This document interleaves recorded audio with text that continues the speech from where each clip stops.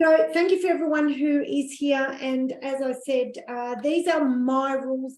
I've compiled this list after listening to many mentors, working with many mentors, still working with coaches, mentors, and reading many, many books and doing really quite a great deal of comprehensive study. For those who don't know, a couple of weeks ago, one of the great things that happened for me was I had a really massive aha moment, and it got me to evaluate a few things. And what I've compiled here is what I call my current rules for being able to live my life and to run my business, thus creating what I guess is, in my version, of happiness and success.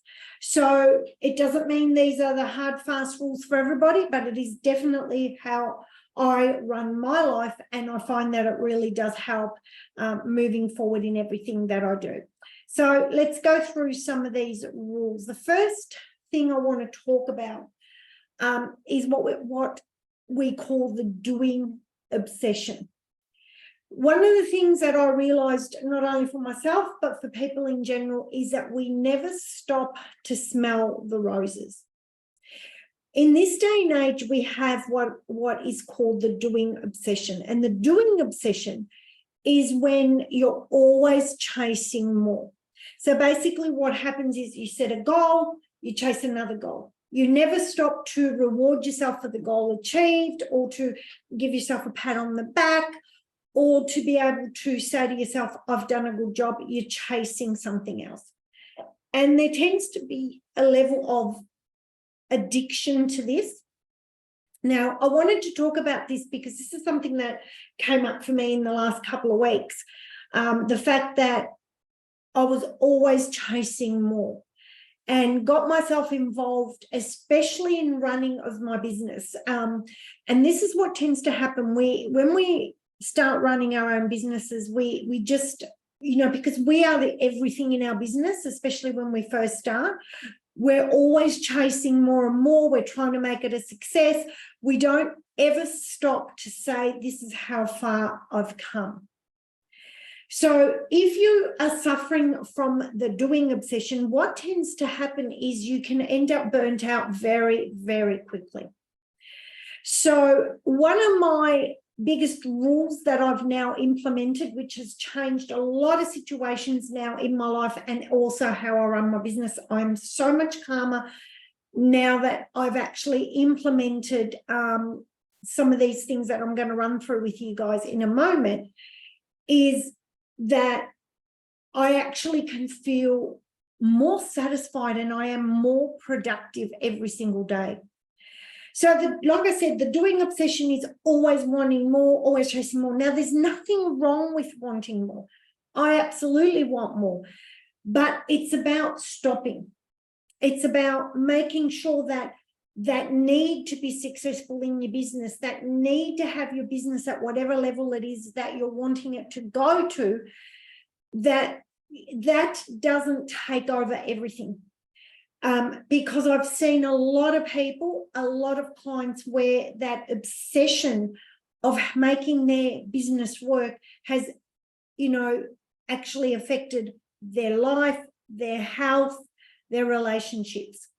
So if this is you, you need to sort of take stock a little bit. In actual fact, when you stop chasing more and more and pushing and pushing and pushing every single day, this has to be done, that has to be done, I've got to get this done, this is my massive to-do list and all those sorts of things, it actually allows you to be happier. You actually become more productive. So here's some of the things that you can do. Strive for balance. Yes, I 100% understand that especially when you first start out in business, that you are the only person in that business, so you need to do everything. But you need to time manage this, and you need to absolutely put some time into yourself and your self-care, because if you don't look after yourself, you're not going to show up in your business in an optimum manner. So strive for balance.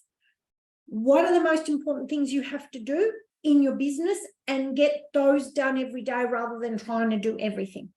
So there's a lot of offshoots that go with this, like maybe you might need to outsource, you need to prioritize, you need some time management skills, but you need to strive for balance. So in other words, if you're spending 5 hours, 6 hours, 7 hours a day working on your business, right, you need to balance that out with you time, family time.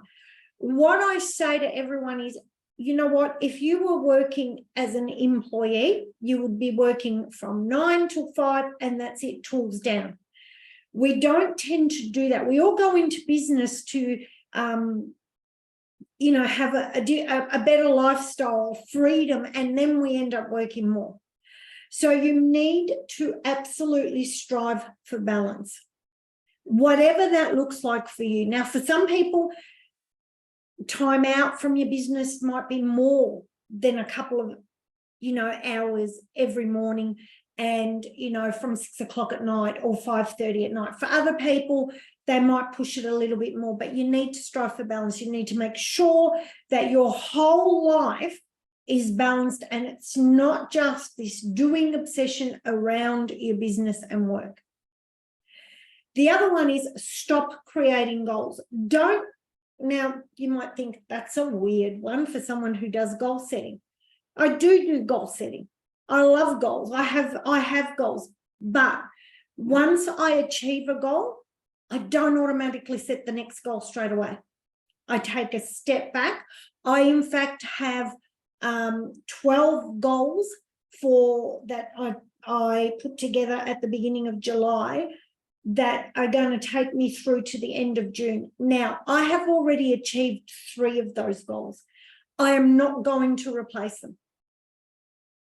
I'm going to revel in the fact that I've actually already achieved 3 of those goals that I wanted to achieve for 2023, 2024. But what we tend to do is we create more and more. In July next year, I will create my next lot of goals. So we have this obsession of just constantly chasing. It is draining and it wears you out.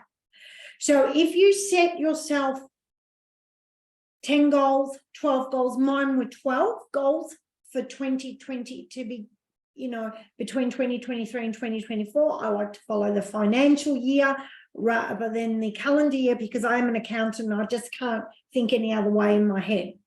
So once you get those goals, rather than going after more and more, just stop. Then when you goal set at the end of the year again, you can set another lot of goals then. But stop chasing goals. In actual fact, your unconscious mind can't actually focus on more than 3 things at once anyway when it comes to goal setting. So if you've got so many goals that you're trying to chase, you become overwhelmed. So why put in more? Allow yourself that when you get that goal, that you reward yourself, that the unconscious mind thinks, I feel so good, I achieved this goal and I'm being rewarded. And we should always reward ourselves and say, you know, it feels good about having achieved that goal, and let it sit there rather than sending it another goal to chase. When you start to chase too many goals, it becomes a job. It becomes effortful. And what happens is, why would your unconscious mind, who is your goal getter, I will constantly say that the conscious mind is our goal setter, our unconscious mind is our goal getter. Why would your unconscious mind want to keep chasing goals when it is just such hard work for you? So have a think about that. Don't forget to reward yourself for what you have. Look back and have a look at how far you've come and reward yourself for that. Instead of focusing on what you don't have, focus on what you do have. Focus on what you have achieved. This is something that I learned the hard way, because I had and was part of this doing obsession constantly. It was so drummed into me through other avenues that I just kept thinking I had to keep chasing goals. So now it's 12 goals a year. You know, my aim is to get the whole 12 goals. If I do get 2 or 3 goals, which already I have, I'm not replacing them with new goals. I'm just going to focus on those other ones that I haven't yet achieved, so that it becomes comfortable for me and the unconscious mind wants to reward me. And at the end, when I have achieved some of these goals, I have given myself a reward. It doesn't have to be anything big. It can be things like just taking yourself out for a cup of coffee or watching a Netflix series. It depends on the goal as well. If it's a really big goal, my reward might be a bit bigger. If it's a small goal, my reward would be a little bit smaller. But at least my unconscious mind goes, well, it was worth the effort to chase that. And as I said, be grateful for what you have. We tend to live in a society where we're constantly looking at what we don't have, constantly chasing what we don't have, and we never stop and think what we do have and are grateful for it. So that is one of my first lot of rules. The second is strive for your excellence.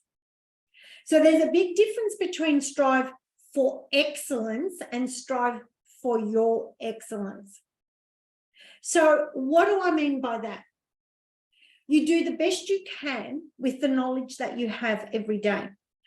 One of the ways that you can actually strive for excellence is to watch your physiology, the way you hold your body. Excuse me, guys. Okay. So what happens is when we hunch our body over, we actually tend to constrict everything within us. When we hold our physiology open, we actually release serotonin in the body that goes up to the brain. And serotonin is a feel-good neurotransmitter, or a chemical that we release in our own body. And if you're constantly hunched over, if you're constantly not holding your shoulders back, chest out, and really doing what we call power poses, you can jump on YouTube and have a look at what power poses are. But my favorite power pose is standing like Wonder Woman. When we stand in that real confident way with our head up, shoulders back, and walk really confidently, it releases serotonin that goes up to the brain. Now, a lack of serotonin makes you feel less confident. So if you're striving for your excellence, you want to be looking at your physiology every day and helping you release as much serotonin in your body as you can. Serotonin also helps with pain. It helps with happiness. It helps with your immune system and is a blocker for illness. And this is all scientific, guys. It's also been linked to a longer lifespan. So every day, one of the ways you can strive for your excellence, and it's one of the things that I do, is watch your physiology. Shoulders back, head held high, no matter where I'm going, what I'm doing, and who I'm talking to. Because it will help send the right chemicals to my brain to help me function in a much more confident, successful manner. Another one of rules for striving for my excellence, and remember, this is my excellence, yours might be slightly different than mine, is to fill my own cup first. Need to put myself first. I cannot pour from an empty jug. In actual fact, people that do not practice self-care and self-love tend to actually burn out very quickly and cannot show up for people in the way that they want to, and you will not show up in your business the way you want to. So put yourself first, always, no matter what. If you want to say yes to something, you say yes to something. If you want to say no to something, you definitely say no to something. But you put yourself first, you fill your cup, you do things that you want to. One of the things that has changed for me lately too has been that I have gone back to the gym. And I do love doing weights. I love doing aerobic classes. And that has actually allowed me to come back from the gym in the mornings, and I've actually become more productive, done things twice as fast, and been able to submit some of my homework that I'm currently doing for my PhDs getting some amazing feedback for many reasons, because I'm actually filling my own cup. I'm feeling happy, and when I come to sit down to work, I'm actually showing up much better, speaking to clients in a much better way. I am being more patient with people, having more empathy. So it's really, really interesting because I feel full. I'm happy. So you need to look after your body. Number one, this is our vessel. If our body doesn't work, nothing else works. We need to look after our mind. So one of the ways you can look after your mind is reading books, meditating, podcasts, all those wonderful things that you can fill your mind with and look after your space. Meaning, especially your workspace. If we're speaking about work today, at home as well, you want to look after your home space. You want it to look nice. You want to feel really happy in your workspace. So look after your space. Make sure it's not cluttered. Make sure you have lots of room to move, and that it's always nice and clean. There's a lot of quite inexpensive bits and bobs that you can buy these days to declutter your office.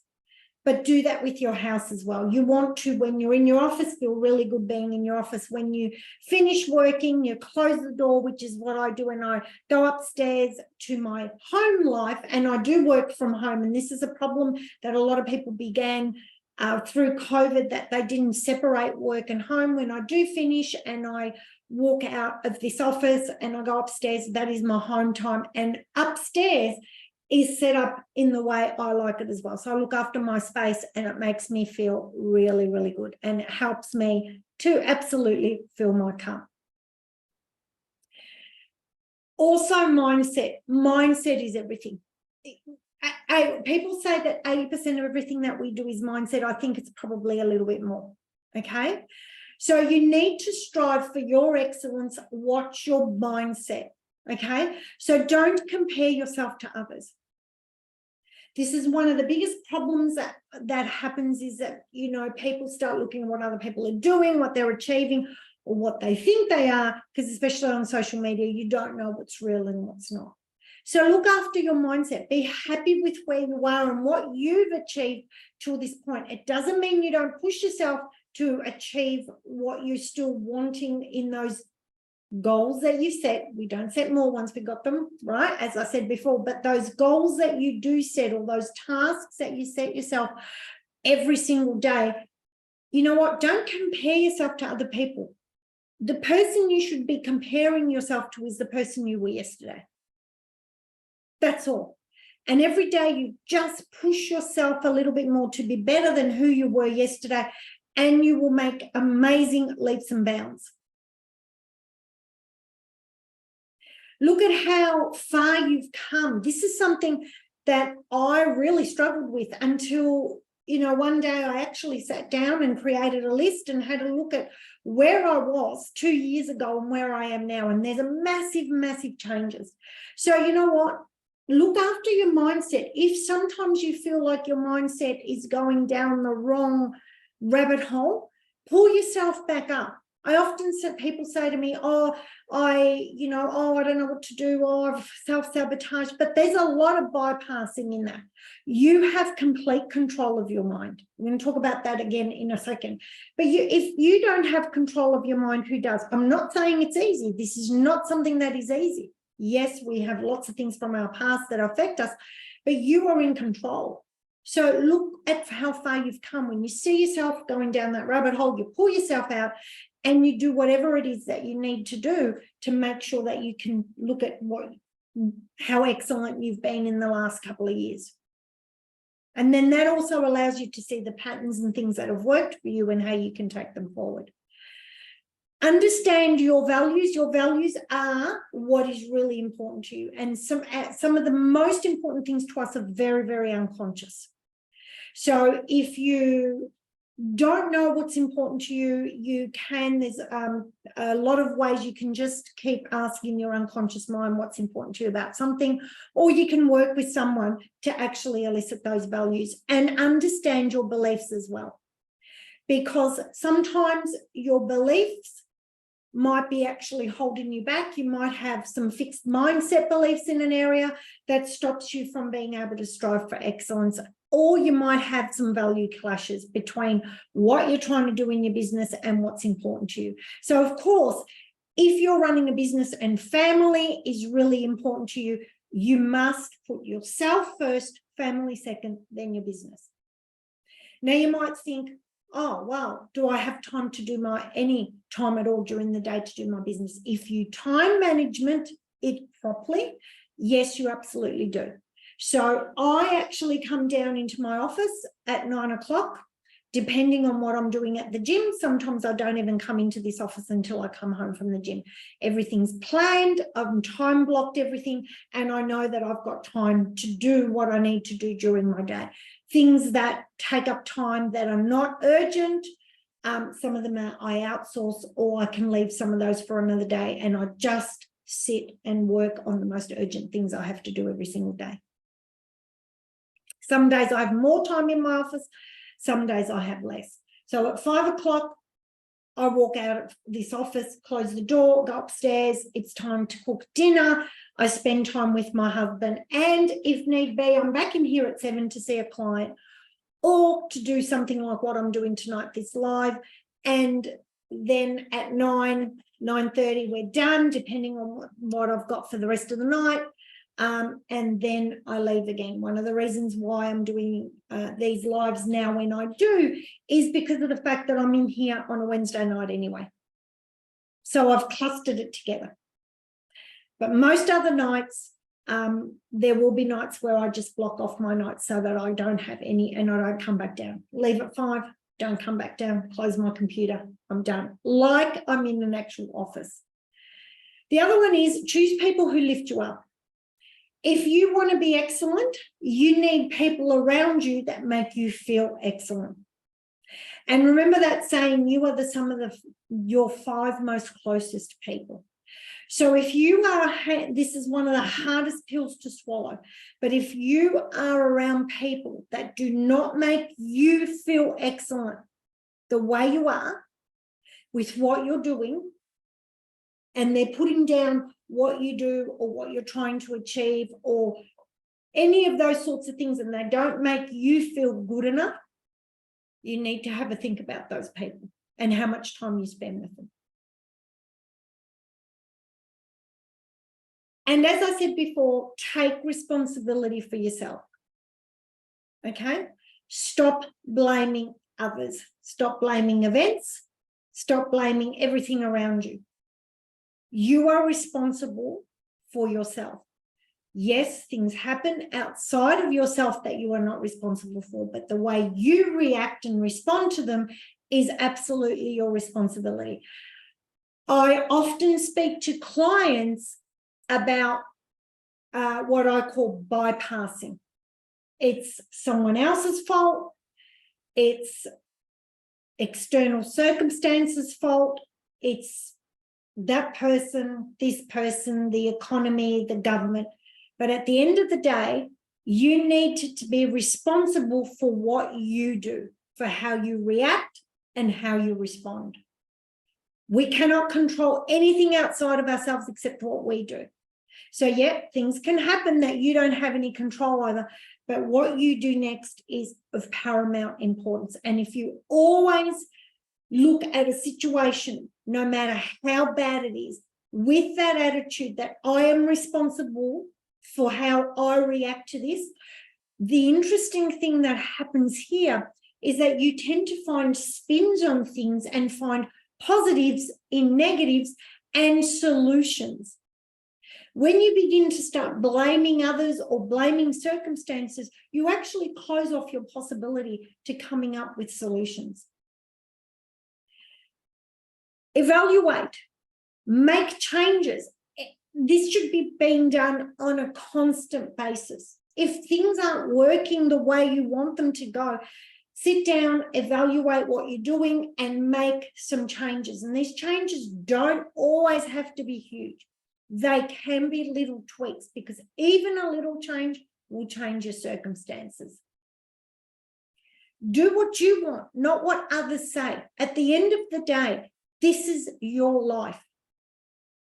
At the end of the day, when you go to God, if you haven't done what you've wanted to do, you are the only one that's going to have a regret.